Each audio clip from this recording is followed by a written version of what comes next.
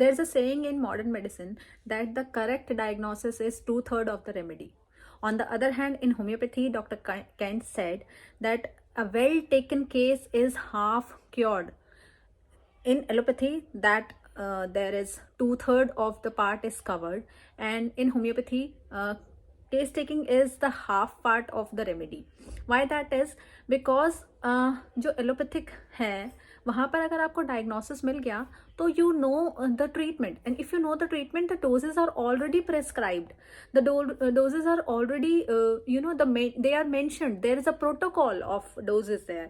But in homeopathy, a well taken case is half cured because the half journey is still there. I mean, अभी आपको rubrics लगाने हैं, आपको एक analysis बनाना है, आपको इवेल्युएशन करना है सिम्टम्स का, और साथ साथ में आपको जो है वो मेडिसिन निकालनी है, मेडिसिन निकाल के उसकी पोटेंसी, डोजेस, उसकी फ्रीक्वेंसी, उसका फॉलोअप, फिर उसकी complementary medicine. There is no protocol in homeopathy.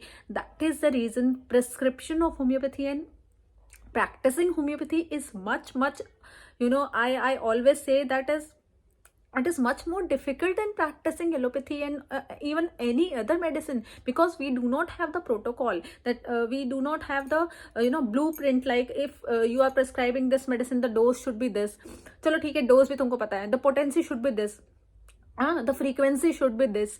There is no doses, no frequencies, even no potencies are mentioned कि इस ठीक है. दैट देयर इज अ मोटा मोटा थिंग वी नो कि अगर हमें जो है हमारे मेडिसिन जो हमारा पेशेंट है उसको पैथोलॉजिकल सिम्टम्स ज़्यादा हैं तो हम लोअर पोटेंसीज में जाते हैं, अगर ससेप्टेबिलिटी उसकी ज़्यादा है तो हम लोअर पोटेंसीज में जाते हैं. लेकिन वहाँ पर ही कन्फ्यूजन कुछ ज़्यादा है, अलग है कि पैथोलॉजी ज़्यादा है और पेशेंट जो है मेंटल्स बहुत ज़्यादा उसके कवर हो रहे हैं, या बहुत ज़्यादा अग्रेसिवली पेशेंट रिएक्ट कर रहा है, उसके रिएक्शंस बहुत ज़्यादा हैं, उसका मेंटल स्फेयर अलग तरह से कवर कर रहा है, फिजिकल्स में बहुत ज़्यादा एग्रेवेशन है, तो हम हायर पोटेंसीज में जाते हैं. और अगर हम मतलब कुछ डॉक्टर्स का ये भी है कि अगर हम श्योर नहीं है मेडिसिन को लेकर या पार्शियली सिमिलम है तो हमें कम डोज में रहना चाहिए, या हमें कम पोटेंसी में रहना चाहिए, या हमारी रिपीटेशन बहुत कम होनी चाहिए.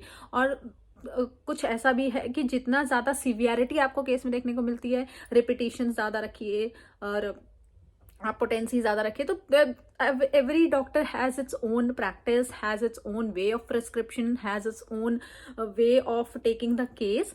But yes, there is a difference because that the diagnosis is the 2/3 of the remedy there, because the end part is the prescription only and the medicine only है, the doses हमको पता है, वो protocol set है. But यहाँ पे क्या है कि we are the halfway gone just the halfway gone by a good case taking, because we need to go halfway more, कभी कभी उससे ज़्यादा. अगर केस अब अच्छा से नहीं लिया हुआ है तो 1/3 पार्ट ही हमारा कवर होता है, बाकी 2/3 जो है हमें आगे उससे कवर करना पड़ता है. और case taking is a very very difficult task, as all you know. सबका अलग अलग तरीका है केस टेकिंग का भी. तो किसी के लिए it could be case taking could be of minutes और of months together, sometimes even for years. Patient हर बार आता है और हर बार कुछ नई कंप्लेन लेके आता है, और हर बार आप जो है उसके केस में कुछ नया ऐड करते हैं या सब्ट्रैक्ट करते हैं. तो सिमिलम मिलने में कई बार हमें we take the years to get the right simillimum. इससे पहले जो हम दे रहे होते हैं हमें पता चलता है कि oh this was not the simillimum and this was just a partially similar medicine. So yes, we have a long way to go from the point when patient comes to the clinic, and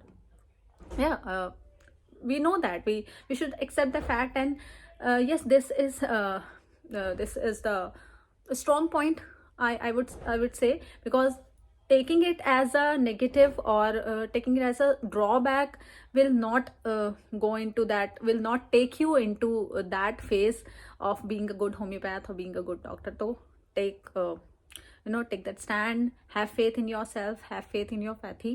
Thank you so much.